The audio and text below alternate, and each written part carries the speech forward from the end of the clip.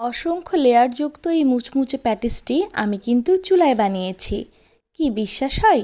Hello everyone, this is Tajin, welcome back to my channel. দেখেন কত সুন্দর হয়েছে লেয়ারগুলো, আর কালারটা দেখেন একদম ওভেনের মতো না? আর মুচমুচে কেমন হয়েছে সেটা তো আমি আপনাদের ভেঙেই দেখিয়ে দিয়েছি। চলেন কথা না বাড়িয়ে মূল রেসিপিতে যাই। শুরু করছি 2 কাপ ময়দা দিয়ে। আমি একটা বলে প্রথমে 2 কাপ ময়দা নিয়েছি, এরপরে 2 টেবিল চামচ চিনি মিশিয়ে নিয়েছি, হাফ চা চামচ লবণ নিয়েছি, আর নিচ্ছি হাফ চা চামচ বেকিং পাউডার। এখন গুঁড়া দুধ দিচ্ছি 2 টেবিল চামচ। এখন শুকনো উপকরণগুলো খুব ভালোভাবে মিক্স করে নিচ্ছি। শুধুমাত্র শুকনো উপকরণগুলো এখানে মিশিয়ে নিতে হবে। এখন দেখেন আমি 3/4 কাপ নর্মাল পানি নিয়েছি, মানে রুম টেম্পারেচারে থাকা পানি নিয়েছি। এখন এই পানিটা দিয়ে ভালোভাবে ডোটাকে মেখে নিচ্ছি। আমরা রুটি যেমন বানাই ঠিক ডোটা ওই রকমই হবে। খুব ভালোভাবে মেখে নিচ্ছি যাতে করে খুব সুন্দরভাবে এটা মসৃণ হয়ে যায়। দেখেন ডো মাখানো হয়ে গিয়েছে। আচ্ছা, প্যাটিসের ভিতরের যে লেয়ারগুলো থাকে সেটা কেন থাকে জানেন? সেটা যে জন্য থাকে সেই ব্যাপারটা এখন আপনাদের সাথে দেখাচ্ছি। দেখেন আমি এখানে ডালডা নিয়েছি, আর এই যে গ্রেটারের এই চিকন যে ছিদ্রগুলো আছে এটা দিয়ে এই ডালডাটাকে আমি এখন গ্রেট করে নিচ্ছি। কতটুকু পরিমাণ নিচ্ছি সেটা আমি আপনাদেরকে একটু পরেই জানিয়ে দিচ্ছি। আচ্ছা, আমি যে এখানে ডালডা ব্যবহার করছি, যারা দেশে বাইরে থাকেন তারা কিন্তু এখানে এই ডালডার পরিবর্তে শর্টেনিং ব্যবহার করতে পারবেন। আবার কেউ চাইলে মাখনও ব্যবহার করতে পারবেন। তো আমি যেহেতু কাজটা করছি একদম বেকারি স্টাইলে, তাই ওরা যেভাবে বানায় ঠিক সেভাবেই দেখাচ্ছি। আমি এখানে যেই গ্রেট করে নিয়েছি ডালডাটাকে, গ্রেট করে নেওয়ার পরে এই ডালডাটা 2 কাপ হয়েছে। আমি আবারও বলছি, এটা কিন্তু গ্রেট করে নেওয়ার পরে 2 কাপ হয়েছে। গ্রেট করে নেওয়ার পরে ডালডাটা একটু ফ্লাপি হয়ে যায়, তো সে ব্যাপারটা মাথায় রেখে আসলে বললাম যে এটা 2 কাপ হয়েছে। এখন এই ডালটাটাকে হাত দিয়ে একটু মথে নিচ্ছি। আমরা গ্রেট করে নেওয়ার ফলে এটা কিন্তু কিছুটা নরম হয়ে গিয়েছে, আর ডালটাটাকে নরম করে নেওয়ার জন্যই কিন্তু গ্রেট করে নিয়েছি। ডালডাটা বেশ 2 থেকে 3 মিনিট আমি হাত দিয়ে একটু মথে নিয়েছি। এখন এই ডালডাটাকে একটা হাত দিয়ে, দেখেন আমি 2 হাত দিয়ে আমি স্কোয়ার একটা শেপ দিয়ে নিয়েছি ঠিক এইভাবে।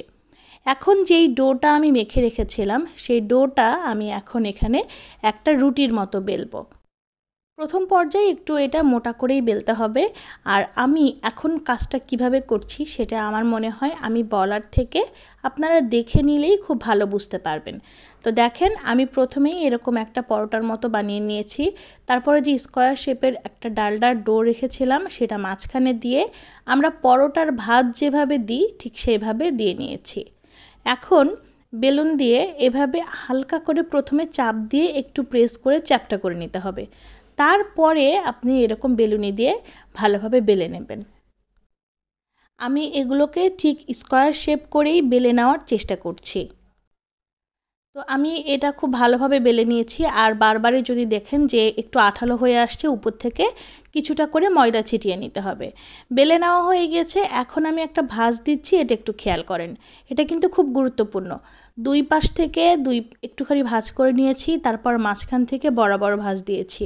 এখন আবারও এই যে 2 পাশ থেকে এইরকম করে ভাঁজ দিয়ে 2 সাইড একবারে সিল করে দিলাম। হয়ে গিয়েছে। এখন কিন্তু এটা যদি আমি বেলতে যাই সেক্ষেত্রে খুব টাইট হয়ে যাবে।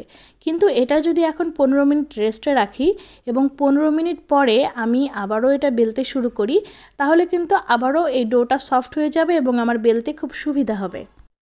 তাই চেষ্টা করবেন একবার ভাঁজ দিয়ে নেওয়ার পরে তারপরে আপনি আবারও কিছুক্ষণ, মানে 15 মিনিটের মতো রেস্টে রেখে দিতে হবে। তারপরে আবারও একটা বেলুনি দিয়ে বেলে নিতে হবে। আমি খেয়াল করেন যখন খুব বেশি মোটা থাকছে এই ডোটা, তখন এই বেলুনি দিয়ে কিন্তু আগে প্রেস করে নিচ্ছি, তারপরে আমি রুটির মতো বা পরোটার মতো কিন্তু বেলে নিচ্ছি। দেখেন এটাও আমি আবারও স্কোয়ার শেপ করে বেলে নিয়েছি, আর যতটা পারা যায় লম্বা করে বা স্কোয়ার শেপ করে আমি কিন্তু বেলে নিয়েছি। এখন আবারও ওই একই রকম ভাঁজ দিচ্ছি, যেভাবে আমি দিয়েছিলাম ঠিক সেইভাবেই ভাঁজ দিচ্ছি। এইভাবে করে আমি শুধুমাত্র 2 বার রেস্টে রাখবো। 2 বার রেস্টে রাখলেই কিন্তু যথেষ্ট। দেখেন প্রথমবার যতগুলো ভাঁজ দিয়েছি, এখন যতগুলো ভাঁজ দিচ্ছি ঠিক এতগুলোই কিন্তু লেয়ার পড়বে। আমি আবারও এভাবে রেখে দিচ্ছি রেস্টে। ঠিক 15 মিনিট পরে আমি আবারও এটাকে বেলে নেব। 15 মিনিট হয়ে গিয়েছে। এখন আবারও ডোটা একটু সফট হয়ে গিয়েছে, আমি একটু ময়দা ছিটিয়ে নিচ্ছি। আবারও সেই একই প্রসেসে বেলুনি দিয়ে চাপ দিয়ে নিচ্ছি, তারপরে আবারও পরোটার মতো বেলে নেব। আচ্ছা, এই প্রসেসটা আমি যতবার করেছি ততবারই ভিডিওতে দেখিয়েছি, একইভাবে আপনারাও ট্রাই করবেন। আর একই প্রসেস, একই রেসিপি, একই উপকরণ যদি আপনারা ফলো করেন, সেক্ষেত্রে রেসিপি কিন্তু অবশ্যই পারফেক্ট হবে। কারণ আমি আপনাদের সাথে যে রেসিপিগুলো শেয়ার করি সেগুলো কিন্তু অনেকবার ট্রাই করার পরে যদি সাকসেসফুল হই, সেক্ষেত্রেই রেসিপিগুলো শেয়ার করি। 2 বার রেস্টে রাখার পরে আমার কিন্তু পেস্ট্রি শিটটা এখন রেডি। আমার মনে হয় আমি বলে যতটুকু বুঝিয়েছি তার থেকে আপনারা দেখেই খুব ভালো বুঝতে পেরেছেন। তো এখন চারপাশ থেকে কেটে নিচ্ছি, এতে করে লেয়ারগুলো আরও ভালোভাবে বোঝা যাবে। এখন এই যে মাঝখান থেকে কেটে নিয়ে মানে আমি এগুলোকে স্কোয়ার শেপ করে বেশ কয়েক টুকরো করে নেব। এই যে দেখেন, কাজটা ঠিক এইভাবে করেছি। আমি এখানে মোট 9টা টুকরা করেছি, মানে এখান থেকে 9টা প্যাটিস হবে। এইটা হচ্ছে আমার আজকের প্যাটিসের পুর। যে কোনো খাবারকেই কিন্তু একদম স্বাদ পরিবর্তন করে দেয় ভিতরের পুর। ভিতরের পুরটা ভালো না হলে কিছুই আসলে ভালো লাগে না। তো আমি এই পুরটা যে তৈরি করেছি এটা খেতে অনেক মজার, আর এটা দিয়ে আপনার স্প্রিং রোল, তারপরে সমুচা যে কোনো কিছু আসলে বানাতে পারবেন। তো এই পুরটা আমি অন্য কোনো দিন রেসিপি শেয়ার করব। আজকে ভিডিওটা আমার এমনিতেই অনেক লেন্দি হয়ে গিয়েছে, যে কারণে আমি আর সেদিকে যাচ্ছি না। তো এখন যেই প্যানে আমি এটা বেক করব সেটাতে একটু তেল ব্রাশ করে নিয়েছি যাতে নিচে থেকে না লেগে যায়। তারপরে ভিতরে পুরটা দিয়ে উপর থেকে হালকা করে একটু চেপে দিচ্ছি। দেখেন, আমি পেটিসগুলো আজকে তিন কোণা যে শেপ থাকে সেই শেপটা দিচ্ছি, তবে আপনারা চাইলে স্কোয়ার শেপও আপনারা কিন্তু দিতে পারবেন। এখন ডিমের একটা কুসুম নিয়েছি, এখানে সাদা অংশটা বাদ দিয়ে শুধুমাত্র কুসুম নিয়েছি। কুসুমের অংশটা আমি দেখেন এভাবে করে প্রত্যেকটা প্যাটিসের উপরে ব্রাশ করে দিচ্ছি। এভাবে ব্রাশ করে দিয়ে উপর থেকে তিল ছড়িয়ে দিচ্ছি, এতে করে দেখতেও যেমন আকর্ষণীয় লাগে, খেতেও কিন্তু খুব ভালো লাগে। আপনারা যারা এটা ওভেনে বেক করবেন তারা 220 ডিগ্রি সেলসিয়াস তাপমাত্রায় 15 থেকে 20 মিনিট বেক করলেই হয়ে যাবে। তবে আজকে আমি এটা চুলায় বানাচ্ছি। চুলায় বানানোর জন্য এরকম একটা কড়াই নিয়েছি, নিচে একটা স্ট্যান্ড বসিয়ে দিয়েছি। এখন একটা সিলভারের ঢাকনা দিয়ে ঢেকে দেব।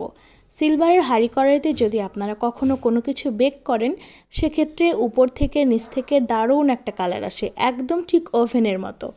আমার চুলায় এটাকে বেক করতে প্রায় 30 মিনিটের মতো সময় লেগেছে, যদিও ওভেনে কিন্তু একটু কম সময় লাগে। একটু সময় লাগলেও দেখেন কত সুন্দরভাবে কালার এসেছে।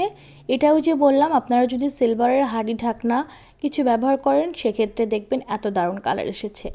ছেলের বাবাকে খেতে দিয়েছি চুলা থেকে নামিয়েই, তার কাছে দেখেন এক্সপ্রেশনটা দেখেই বুঝতে পারছেন তার খুবই পছন্দ হয়েছে, আর সে আমাকে জানাচ্ছে এটা নাকি একদম পারফেক্ট হয়েছে। যাই হোক, সে যাই বলুক, আপনারা একটু দেখে নেন, দেখেন কতটা লেয়ার হয়েছে আর এটা কতটা একদম দোকানের মতো হয়েছে। আপনারা অবশ্যই এভাবে বাড়িতে বানিয়ে দেখতে পারেন, আশা করছি আপনাদের ভালো লাগবে। সবাই ভালো থাকবেন, সুস্থ থাকবেন। আপনাদের জন্য রইল মন থেকে অনেক অনেক দোয়া এবং ভালোবাসা। অন্য কোনো দিন ফিরে আসবো নতুন রেসিপি নিয়ে। আল্লাহ হাফেজ।